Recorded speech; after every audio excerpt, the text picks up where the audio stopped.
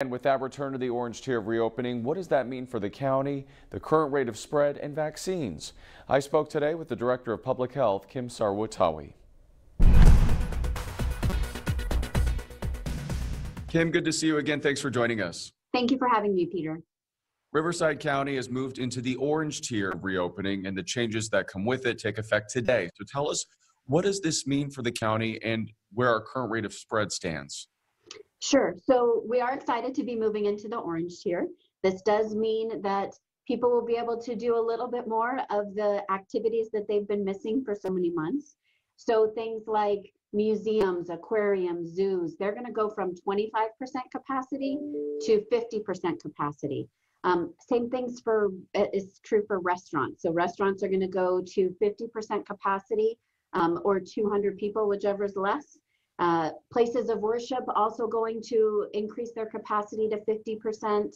So it means that we are inching towards normal, right? And doing it in a safe way where we can see the impacts of loosening the restrictions on society. So really want to encourage people to enjoy these loosened restrictions, but do so safely. So wear masks, still maintain social distance where you can, and try to minimize large gatherings so that we can really continue to progress through the tiers and hopefully get to yellow soon. Are you concerned about variants of the virus, and how is the variant situation in Riverside County? Sure, absolutely. Public health professionals across the country and really the world are watching what's happening with variants. We know in California that we do have the West Coast variant. We know that we have the UK variant and other variants that are circulating in the population. We have found a number of variants in Riverside County. I would say that we aren't uniformly testing all lab specimens. As a state, we are looking to increase our capacity for whole genome sequencing. But I think that the variants are concerning and are really another big reason why we want to encourage people to get vaccinated. The sooner we can reach high levels of vaccination, then the less impact that these variants will have on transmission of disease. The governor announced yesterday that the state plans to move beyond the color-coded tier system on June 15th. Your reaction to that, and do you think the county will be ready when that happens? Yeah, I think that it is an announcement that brings hope to everybody, right? That we're going to be moving back into kind of this pre-pandemic state.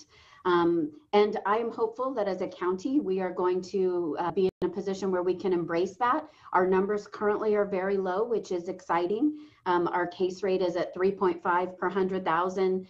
Today, our overall positivity in the county is at 1.9%.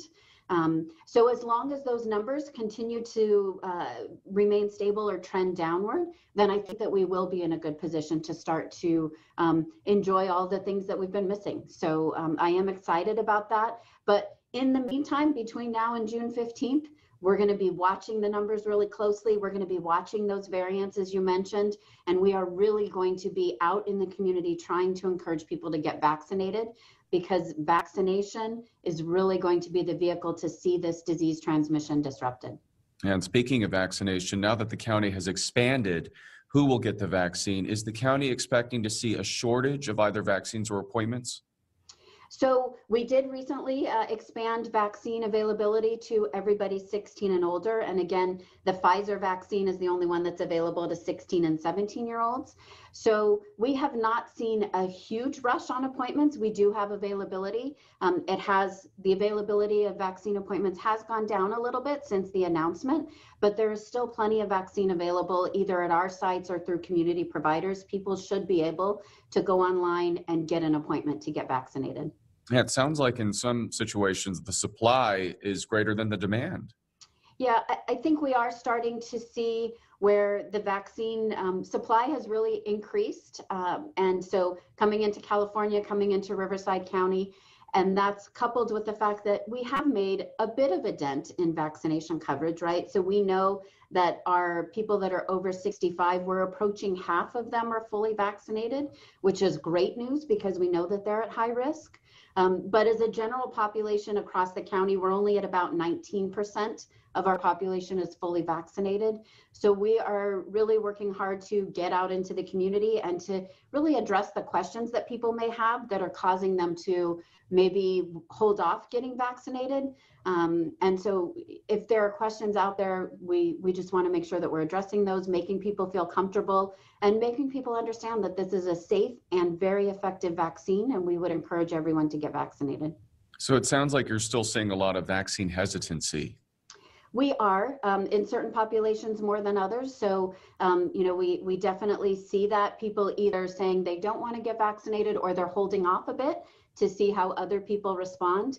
But there have been many, many millions of people vaccinated across the country, and we know that this is a safe vaccine. So again, we would just encourage people to get vaccinated, protect themselves, protect their loved ones, and protect their community.